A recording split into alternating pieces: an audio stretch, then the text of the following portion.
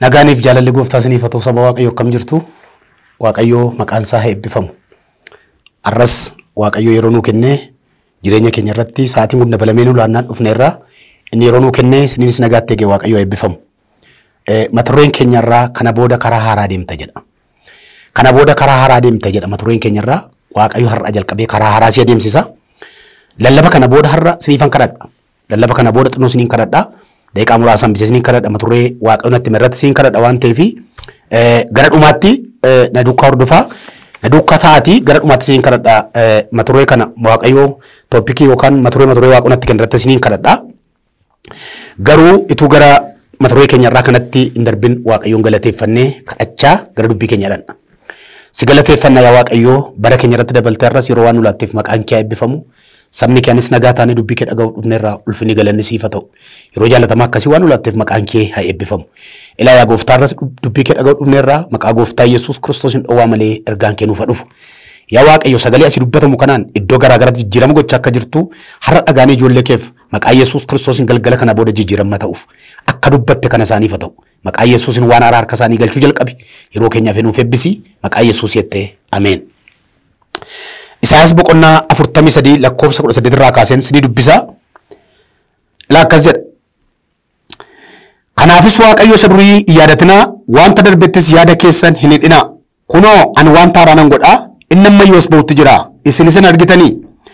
An lafa onaa keessa karaa nan baasaa lafa duwwaa keessas bishaanota nan yaasaa. Ameen. Kanaafis Waaqayyo isa durii yaadatinaa wanta darbettis yaada keessan hin hidhinaa. Kunoo ani wanta haaraa nan godhaa. Inni ammayyoos ba'utti jira. Isin argitanii.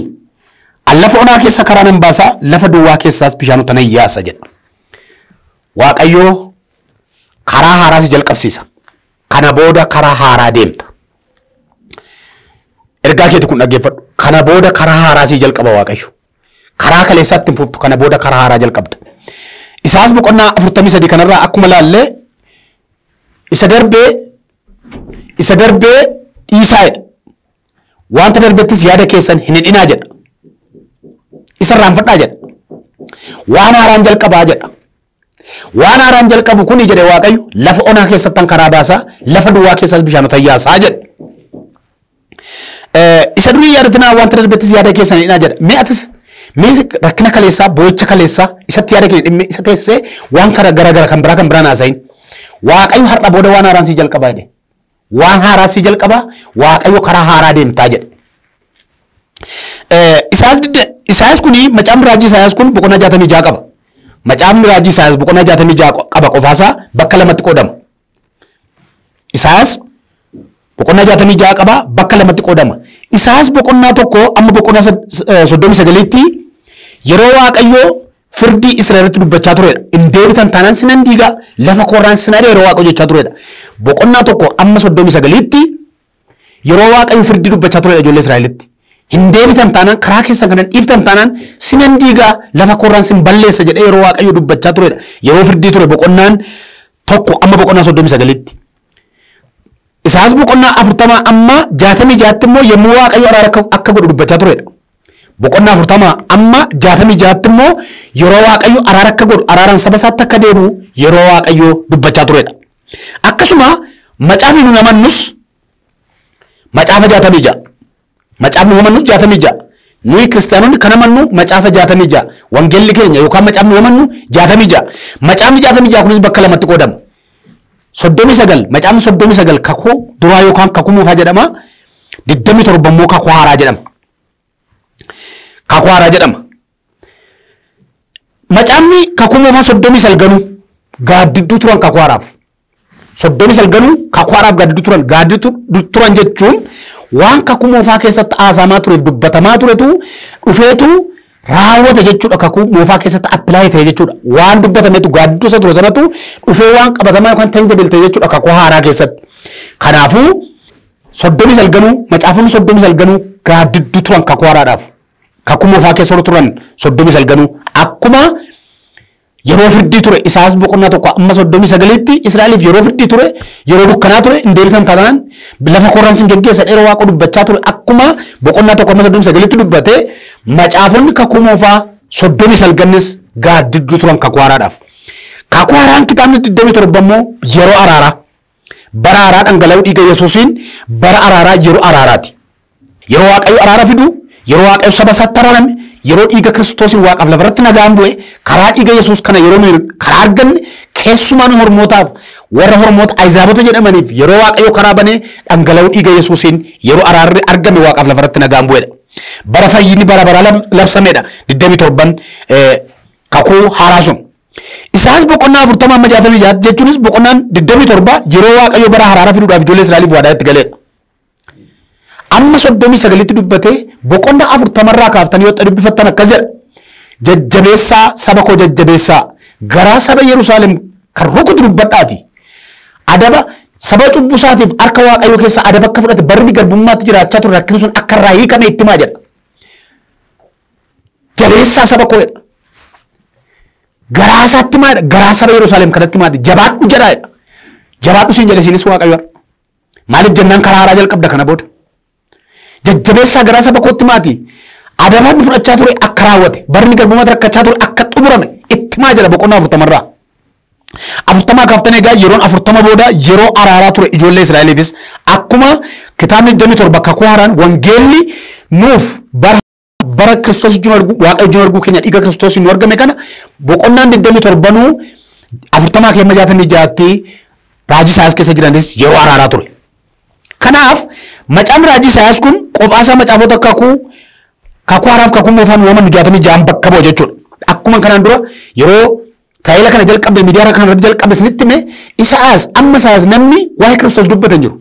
Raajota kaan keessaa amma Kiristoos amma isa dhufuu Masii kana amma Isaayaas namni dubbata namni raajin jiru.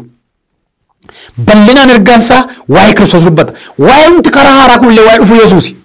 Dhalachuu Yesuusiif karaa isa dubbatamudha. Ani ergaa koo farra yeroo isinitti illee waa'ee dhufuu Yesuus kana lammaffaa karaa isa kanaan duraarra karaa biraan akka argamu dubbachuu isaati. Haati manaa Isaayaas raajiidha. Haati manaa Isaayaas raajii turte. Egaan Isaayaas ijoollee lama qaba ture. Maqaan ilma isaanii jalqabaa Ariifadhuu Saamii Dafii Boojii jedhama. Maqaan mucaasaa inni tokko Ariifadhuu Saamii Dafii Boojii jedhama. Isaayaas boqonnaa 8 irraa argattu kan. Ariifadhuu Saamii Dafii Boojii ni Waaqoo jedhee murteesse kun Isaayaas boqonnaa 1 amma 39 bakka isa jiru kana bakka bu'a. Diigamuu Israa'el lafarraa sokkuu Israa'el boojamuu Israa'el dubbata.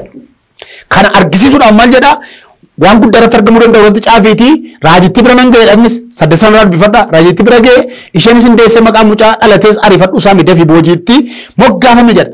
Ariifadhuu Saamii Dafii Boojiin kun diigamuu Israa'el isa Waaqoo dubbate firdii sana boqonnaa 1 amma 39 sanatti bakka bu'a. Maqaan mucaa isaanii lammaffaan immoo yookaan inni kan biraan immoo Shaariyaashuuf jedhama. Shaariyaashuuf jechuun immoo inni boojame boojuun deebi'ee galaadha. Haaleluyyaa. Inni boojame mana keeti, inni boojame jireenya keerraa sirraa kan bade mana keeti kan bade deebi'ee galasiifis. Amma waa'ee Ariifadhuu Saamii Dafii Boojii isa boqonnaa 1:39 sana yookaan kakuu moofaa sana miti kan haasa'u. Waa'ee isa boqonnaa 40 amma 66 yookaan bara kakuu haaraa kana nan dubbadhu. Karaa haaraa jalqabda jedhe Waaqayyo.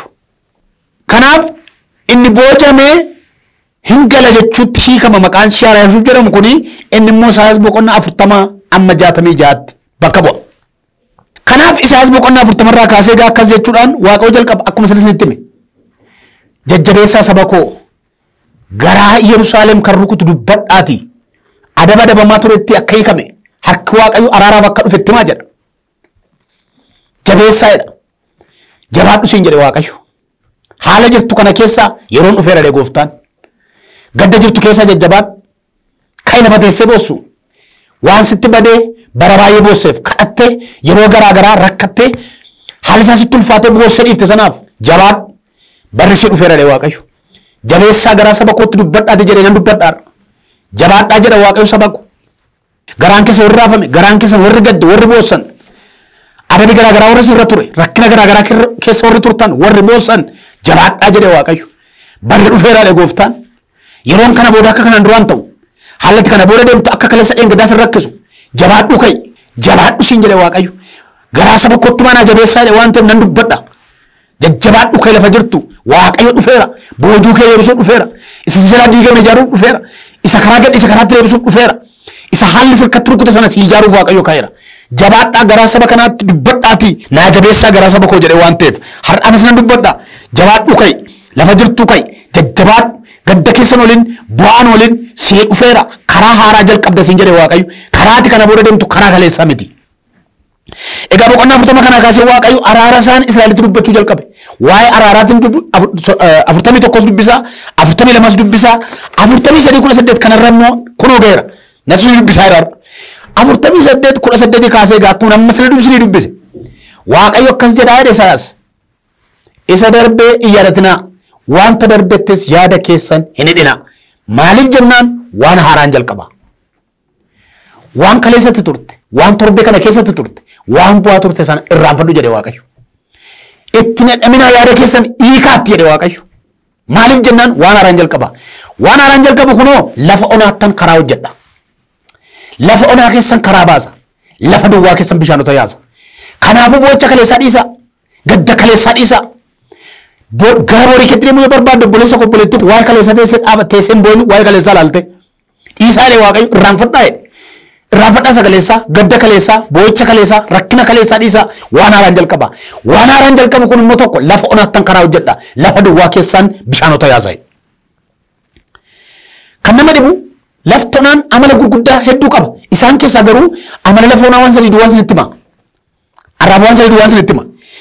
Lafti onaa tokko kallattiin hin jiru. Lafa onaatti kallattiin hin argamu. Lafa onaa jechuun akkas yoo ilaaltan samaayii, akkas yoo ilaaltan samaayii, akkas yoo ilaaltan samaayii malee lafa onaa kallattiin hin jiru. Karaa hundumaa kallattii fakkaata. Kallattiin namaan laatamu lafa onaatti. Lafa onaan as ilaalee achi ilaalee kallattii lafatti nama harkaa baduudha. Garatti goran lafatti nama jalaa baduudha. Lafti onaan tokko kallattii hin qabu. Yookaan daayirekshinii garatti deemu namaan kennu. Asis yoo ilaalte asichi, asis yoo ilaalte asichi fama malee gara akkasirra deemta waan jedhu kallattii hin qabu. Tokko kun amala lafa onaati. Lama lafti onaan baay'ee guba. Lafti onaan baay'ee guba. Kana caalaa beektu. Kana caalaa beektu biyya garaagaraa jirtan keessumaa gara Samaraa taa'ee biroo deemnu argeera. Gara yuunivarsiitii Samaraa barattoota yuunivarsiitii Haayiluu gaafa naqee argeera. Lafti onaan maal akka ta'e attam akka gubu. Obboleessa hojjennanne makiinaa hojjetan irraa bu'ee kufe waa sana dadhabuudhaan baay'ee gubuu isaarraan kan ka'e. Na yaada gaafa sana. Kanaaf lafti onaa baay'ee guba amalli isaan lammaffaan baay'ee guba.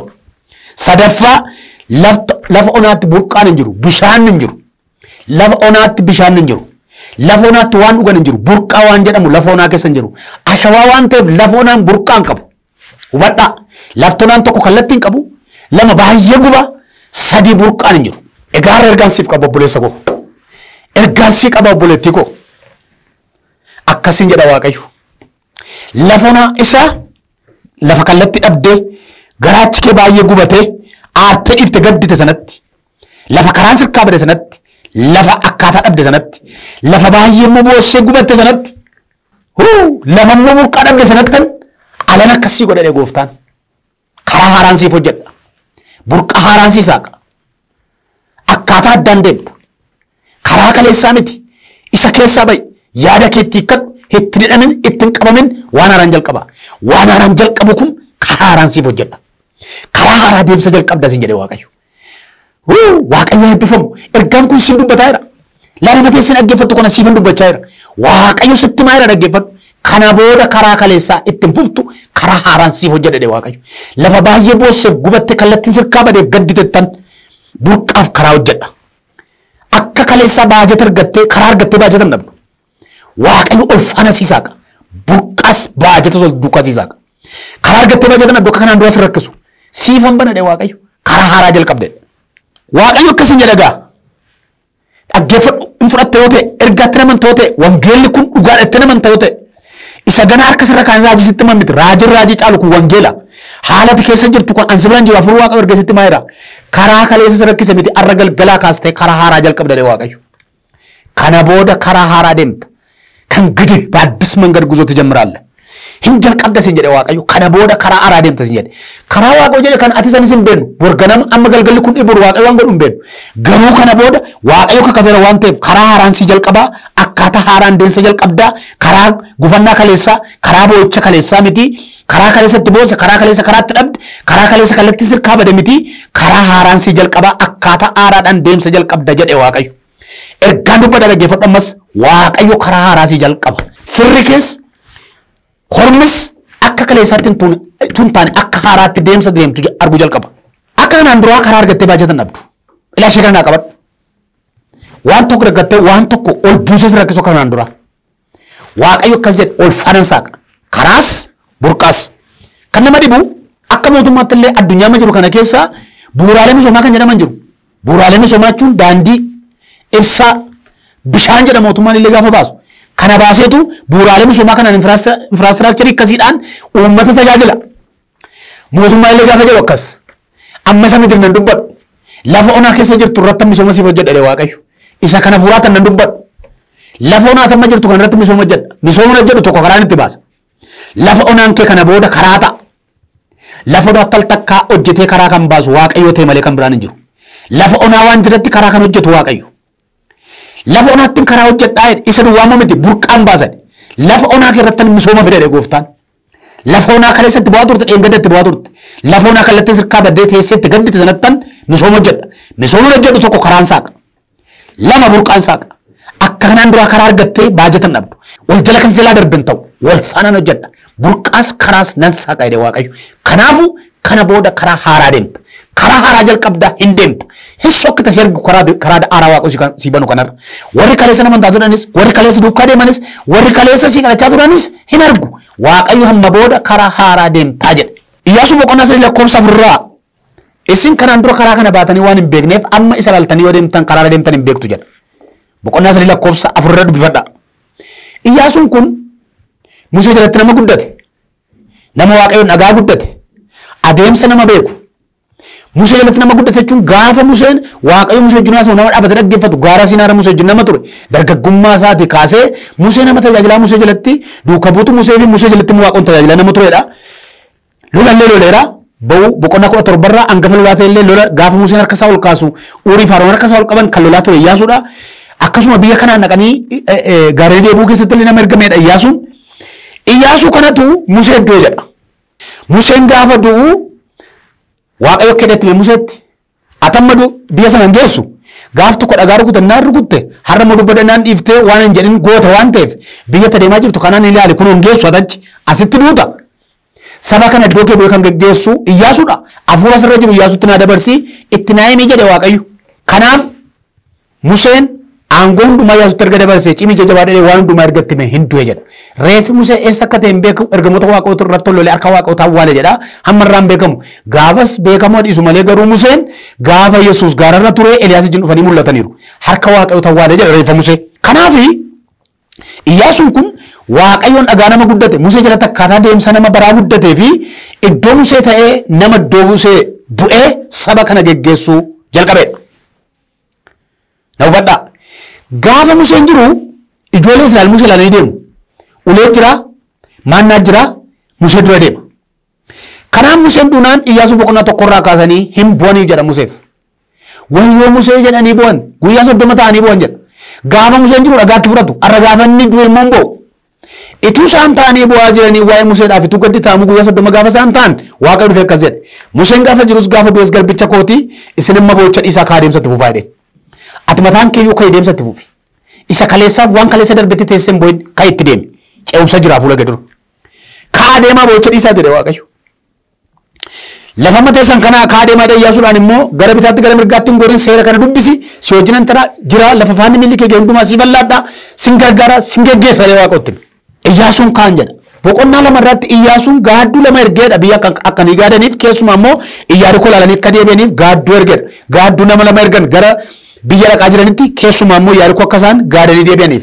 Dhufanii yeroo isaan magaalaa Iyaarikoo ga'an mana dubartii ejjitu Rahaab jedhamtu tokko dhaqan jedha. Achitti gaafa isaan dhaqanii mul'atan warri eegdoti biyya sanaa dhufanii jedha.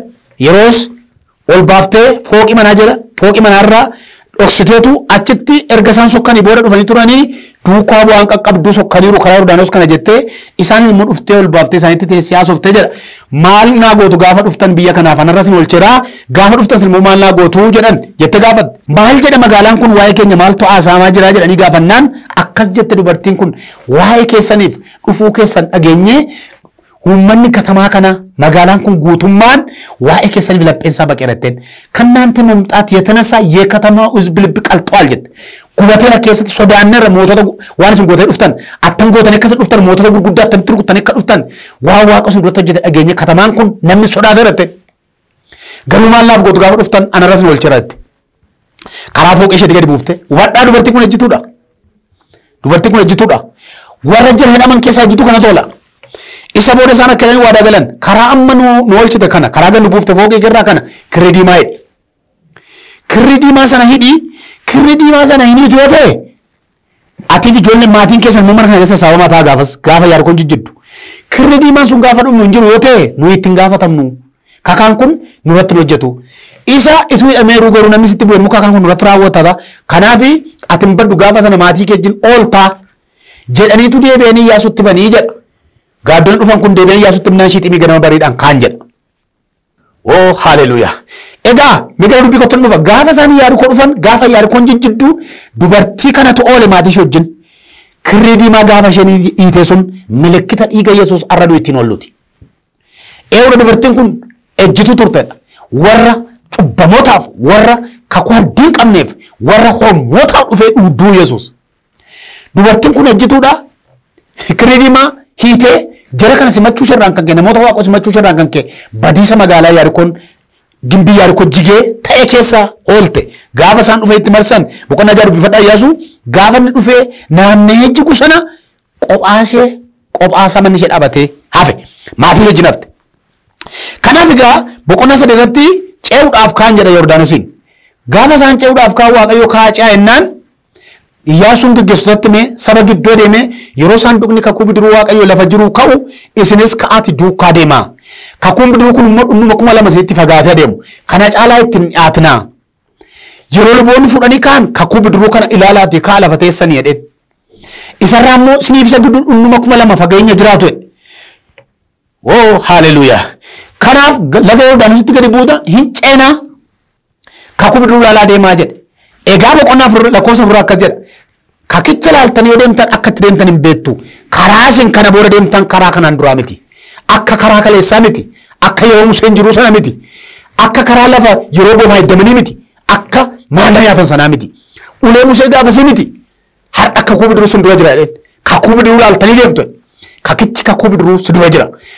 Waaqayyo kakuu bidiruu bara sana fakkeenya dhufee dhalachuu Kiristoosiin fide. Gaafa Museen jiru ulee jira. Gaafa Museen hin jirre Iyyaasuu jira. Gaafa Iyyaasuu kakuu bidiruu jira. Har'a immoo kakicha kakuu haaraa Yesuustu si fuuldura jira. Kakichi kakuu haaraa kun galaanatti si dura seena. Akka Iyyaasuun kakuu si dura deema jedhe. Na dhageessaa buleessa koo har'a booda kakuu si dura deema karaa haaraa jalqabda. Galaanni dhaabate si rakkisu. Danqaan fuula kee dura dhaabate si rakkisu. Maaliif jennaan kakicha kakuu haaraa duratti si dhaqa. Dura dhaqee karaa karaan hin jirre keessa karaa baasa. Laga lafa hin jirre keessatti karaa siif hojjeta. Kakuu si dura deema. Isa raajaa keessan hin mittisinaan Iyyaasuun isa laaltanii yoo deemtan karaa deemtan hin beektu.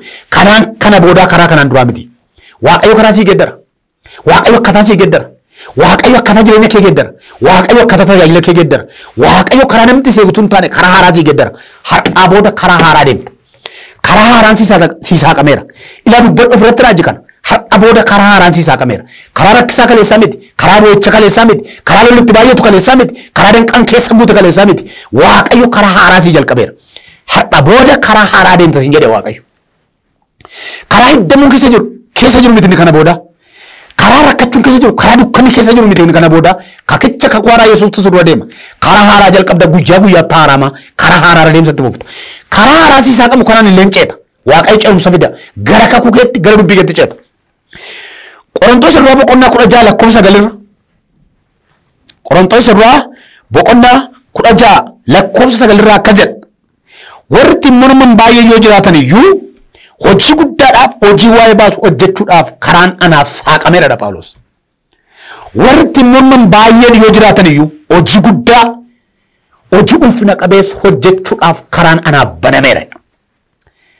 ስራ የሞላበት ትልቅ በር ተከፍቶልኛል ጀዳ ማርፊሳ karaa guddaan sii saaqameera. Ulfinni kan keessa guute, kabajni kan keessa guute, isa iyyuu tooree morman dhaabatanii ilaalanii warri ittiin mormaniif ittiin qaban ituu jiranii ituu isaan ilaalanii karaa guddaa hojii guddaa hojjechuudhaaf karaan naa saaqameera jedha. Siifis har'aa booda karaan sii saaqameera. Har'a kanaa booda karaa haaraa deemta. Waaqayyo ijoollee isaaf yommuu karaa banu qabxatti kana dubbadhee ni kadha. Haala ulfaataa isaan keessa jiran keessaa baasa. Yeroo karaa saaqu haala ulfaataa ijoollee isaa keessa jiran keessaa baasa Waaqayyo. Lama Waaqayyo ijoollee isaaf yeroo karaa saaqu rakkistoota ijoollee isaa duukaa deeman biraan bisa. Rakkistooti kaleessaas duukaatti fuudhan karaa Waaqayyo sii saaqu kanarra. akkuma gaafa galaan diimaan gargar namee ijoollee isaa ce'anii duukaa ce'anii itti nammanii akkuma kaleessa rakkisuudhaaf duukaa itti namman warra Gibxii galaana jalatti hambise karaa Waaqayyoo siif banee si adeemsisu kun rakkistoota kee hin deemsisu. Haleluuyaa. Rakkistoonni kee duukaa dhufan karaa Waaqayyoo siif banu kanarra. Isa sadaffaa fi dhumaa Waaqayyo ijoollee isaaf yeroo karaa banu ni adeemsisa. Kana booda karaa haaraarra deemta. Waaqayyo karaa haaraa si jalqaba obboleessa koo. Hadha booda karaa haaraa deemta. Amma siniifan kadhadha. Qophooftetti yoo ta'e tokko akka sinii kadhadhu ofirraa Waaqoo keessa kutti kan fide natti kan dubbate waan amma sinii kadhadhu kana warri haalli sinitti badee karaa dhabdanii boossan. Haalli sinitti badee akkanaan sinitti badee jireenyi sinitti badee karaa dhabdanii boossan. Har'a galgala kana amma siniin kadhadha Waaqayyo karaa sana saaqa. Lama warra dhukkubaan rakkattan dhukkuba qoricha hin qabneen warra akka dhukkuba sukkaaraan dhiibbaa dhiigaan dhukkuba qoricha hin qabne kan rakkattan qoricha kan hin qabne baay'ee dhukkuboonni amma rakkisan biyya keenya rakkisaa jiran saba keenya rakkisaa jiran dhukkuba qoricha hin qabneen warra rakkachaa jirtan yoo isinii danda'ametti amantu yoo ta'e yeroo amma kadhu kana bishaan burcuqqootti buufadhaa qabadhaa kun dhiiga Yesuus jedhaati amanaa qabadhaa ta'a yeroon kadhu kana yeroon kana dheeraa bishaan kana dhudhu dhiiga Yesuus dhukkuba kana sin keessaa xaraga Waaqayyo takkeetti kana saba kanaaf waan naan jedheef dhukkubaan kan rakkattan tokko dhukkubaan kan rakkattan hunduma keessaniif keessumaa immoo dhukkuba qoricha hin qabneen kan rakkattan sadii warri gaa'illi isin jalaa jeeqamaa haadha manaaf abbaa manaa gidduutti gaa'illi keessan jeeqamaa jiru namoota gaa'illi keessan jeeqamaa jiru waan garaagaraan lola garaagaraan hamiin garagaraa kee gaa'illi keessan jeeqamaa jiru dabalee mucaa dhabdanii rakkattan wal fuutanii mucaa dhabdanii kan rakkattan arfaffaa warri biizinesiin keessan sin harkaa kufe kaatanii hojjechuu jalqabdanii deebee kan kufe karaasa kan dhabdan ka'uudhaaf humna kan dhabdan akkaataa kan dhabdan Waaqayyo galgala irraa kanaa booda sin kaasa sinin kadha kaatanii warra sin gargaaraa turtan kaayee sin darbanii teessanii harka namaa eegaa jirtan biizinesii hojii biizinesii jalqabdan sin jalaa kan kufee kan jiru ka'uu kan dhabdan Waaqayyo galgala kana sin kaasa. Sadaffaa saba keenyaaf nagaan akka ta'u nan kadhadha Waaqayyo biyya garaagaraatti nagaa akka buusu warri dhugaan keessan sin jalaa haqaa qabne sin jalaa dhokate Waaqayyo dhugaa keessan bakkeetti baasa. Taabafaan dhumaa Waaqayyo waldaa kiristaanaa humna fayyaana isaa akka dabalu Waaqayyo akkan kadhadhu afuura koora fideera nan kadha maqaa gooftaa Yesuus Kiristoosiin nan kadhadha yaa Waaqayyo laa saba kanaaf laa obbolota kee fuula kee jiran kanaaf nan kadhadha akka dubbii keetti akka afuura keetti afuura keen geggeeffamee nan kadhadha obbolota koo kanaaf maqaa gooftaa Yesuus Kiristoos har'a galgalaa kaasee harka kee biraa ga'u ilaalan kadhadha maqaa gooftaa Yesuusiin haalli hirkatti badee karaa kan dhaban kan dukkanaa'e deemuuf kaanii kan itti bade yaa Waaqayyo bareeraadhaan hin deemne dheeraadhaan immoo deebi'anii hin galle karaa dhabanii kan rakkatan har'a galgalaa jalqabee garbittii keef garbicha keenya duraa maqaa Yesuus Kiristoosiin hurrii kana kaaseera waan karaa nama kee daqu kana dhayeera dura maqaa Yesuus Kiristoosiin keessaa falorra jiran magaalaa baadiyyaa irra jiran karaan kan duraa bade akkaataan kan duraa bade akkaataa kan dhaban taanii kan bu'an kaasi saba keerraa maqaa Yesuusiin kaasi maqaa Yesuus Kiristoosiin garbittii keerraa garbicha keerraa har'a galgala kanaa jalqabee milikitaan dhaqiif maqaa Yesuus Kiristoosiin karaa na argamu nama kanaaf kana waan gooteen maqaan kee ulfaatu ilaa akkasuma warra dhukkubaan rakkatan nan kadhadha dhukkuba sukkaaraan dhiibbaa dhiigaan HIV'n dhukkuba garaagaraa maqaan isaa beekamuuf hin beekamneen rifeensa mataatii amma qeensa miillaatti garbicha kee garbittii kee waraana rakkisaa kan jiru kun nan waraana galgala kana maqaa gooftaa Yesuusiin waraaname keessaa fuudhamu nan dhaa keessaa maqaa Yesuusiin abadu maqaa Yesuus Kiristoosiin badi dhukkuba kana maqaa Yesuus nama kana keessa nama taa dubbii kana dhaggeeffachaa jiru keessa mataa keessa kan jirtu rifeensa mataa keessa amma qeensa miillaatti qaama guutuu qabattee kan jirtu maqaa gooftaa Yesuus har'aa kanaa jalqabee tooratti si deebiseera waan nama kana rakkiftu kana maqaa gooftaa Yesuus ajajeera har'aa jalqabii tartiibatti deebi siraataan hojii kee hojjedhu qaamni kun kan waraanameef Yesuus kan du'eef Yesuus kan dhiphateef Yesuus kan dhiphiftu kun galgala kanaa jalqabee maqaa gooftaa Yesuus Kiristoosiin si ajajeera nama kana gadhiisi warri amantan bishaan kana dhiiga Yesuus jedhaa qammasaa warri qabatanii jirtan hin bada har'aa jalqabee waan si rakkisu kun ilaala Waaqayyo akkasuma warri gaa'illi isaanii jeeqamaa jiru maqaa gooftaa Yesuusiin olola garaagaraan waan garaagaraan hamii garaagaraan gaa'illi jeeqamaa jiru seexanni beekaa gaa'ila rukuta waldaan akka hin jiraanneef gaa'ila rukuta sanyiin gidduutti akka hin argamneef gaa'ila rukuta gaa'ila jeeqaa kan jiru kun maqaa Yesuusiin haa dhaamu har'aa jalqabee manni jeeqamaa jiru kun deebi'aa jabaatu yaa Waaqayyo obboleessa koo obboleettii koo gidduutti araara buuseera ijoollee facaasuudhaaf daa'imman diiguudhaaf waan seexanni godhe kun maqaa Yesuusiin nama kanarraa dhayeeraa haa dhaabbatu har'aa jalqabee nagaan haa ta'u akkasuma immoo ol fuudhanii yaa Waaqayyo mucaa kan dhaban har'a galgala kanaa jalqabee maqaa Yesuus gadameessi kun mucaa baatu har'aa kaasanii maqaa gooftaa Yesuus mucaa isaan hawwana dhufu ilaa yaa Waaqayyo sin kadhadha hin dandeessa situ kennaa mucaa dhala namaaf maqaa Yesuus Kiristoosiin garboota kee kanaaf mucaa laadhu har'aa jalqabee maseenummaan kun hadhaamurra deebii waan taateef maqaan kee eebbifamu Ila warri biizinesiin isaanii kufe ituu hojjetanii ituu yaa waaqayyo yaalanii si kadhachaa situ mana kee hojjetanii deebi'anii kan kufan ka'uu kan dadhaban har'a galgala kanaa kaasee karaa isaanii yaadne kaasii maqaa Yesuus biizinesi isaanii ol ka'ee heeyaa dhaabatu. Har'aa jalqabanii hojiitti deebi'an maqaa Yesuus Kiristoosiin kufaa jiran keessaa hakaan yaa waaqayyo qarshiidhaan ijoollee kee eebbisi maqaa Yesuusiin karaa itti tasaaqamu obboleessi koo kun taa'ee boo'u kun obboltiin teessee boosu kun lafa kufte kana hakka haraatti kaatu kana hin goota ilaasii godha obboleessa koo obboleettii koo amani maqaa Yesuus Kiristoosiin har'a galgalaa kaasee si jalqabeera. Wanti kun si jala ekonomiin kufe kun biizinesiin kufe kun har'a galgalaa kaasee ka'eera kun ta'eera maqaa Yesuusiin. Ilaa akkasumas hin kadhadha saba keenyaaf nagaa dhabee lafa iddoo garaa garaatti du'aa boo'aa warra jiran kana Oromiyaa irratti yaa waaqayyo balaa ta'e dhiiga dhangala'u kanaaf maqaa Yesuus Kiristoosiin nagaan kee afurri kee gidduu nuuf galu saba keenya gargaari waaqayyo harka keen ka'ee dhaabadhu waaqayyo harka keen saba kanaaf dubbadhu gidduu galii loli nagaana ta'u maqaa Yesuus Kiristoosiin baaf kaabaaf kibbarratti nagaa buusi Itoophiyaa irratti nagaa fidi maqaa Yesuus Kiristoosiin nagaan kee dhangala'u biyya keenya irratti afur nagaa keetii dhangala'u nagaan kee saba keenyaaf ta'u maqaa Yesuus Kiristoosiin ol gorroo fudhachuun hadhaabbatu har'aa kaasee nagaa jenneerra maqaa Yesuusiin. Ilaa akkasumas hin kadhadha warri dhugaan isaanii jalaa dhokate dhugaan isaanii badee dhugaan isaanii jalaa miliqee warra bu'an kan namatti matan nama dhaban mana murtiitti dhugaan isaanii badee namatti matan dhabanii waldaatti dhugaan isaanii badee warra bu'an kanaaf har'aa jalqabee gara dhugaa dhaabatta dhugaa ijoollee kee kaase isa miliqee dhugaa ijoollee kee deebisi maqaa Yesuus Kiristoosiin garbittiin kee garbichi kee bookun sabni kee bu'an kun har'aa jalqabanii dhugaa isaaniitti deebi'an dhugaan jalaa bade kun haqa argatu maqaa Yesuus Kiristoosiin kana waan gooteef maqaan kee eebbifamu. Ilaa akkasumas hin kadhadha waldaa kiristaanaaf humna kee fayyaana kee baay'isi bara sobdoonni baay'atan bara barsiisuu sobaa dhufe guute bara raajoonni sobaa ka'an waldaan akka isaan wallaalchise kana keessa sin kadhadha waldaa dhaabattee waaqummaa kee hafuura kee dhugaa dubbii kee dubbattee darbitu maqaa Yesuus Kiristoosiin ayyaana kee baay'isiif waldaa addunyaarra jirtu sin maqaa dhaattee jirtu hundumaaf ayyaanni kee afurri kee baay'atu kana waan na dhageesseef maqaan kee eebbifamu saba kee gargaari hadhabaa garbicha keessanaa wajjin ta'e dhimma miidiyaa kanaaf waan barbaachisu hundumtu harka keessaa gannuuf dhiifamu yaa waaqayyo sin kadhadha ayyaanni kee afurri kee geggeessuu kennu wajjin ta'u kana waan dhageesseef ulfaadhu maqaa gooftaa Yesuus jettee ameen. Waaqayyo sinii dhageera waan amma kadhanne kana dhugaa baatuudhaaf deebitu waaqayyoon hojjeta eebbifama gooftaan sinii wajjin ta'u torbee sagantaa biraa wal agarraa ammasitti nagaatti naa jiraadha ulfaadha.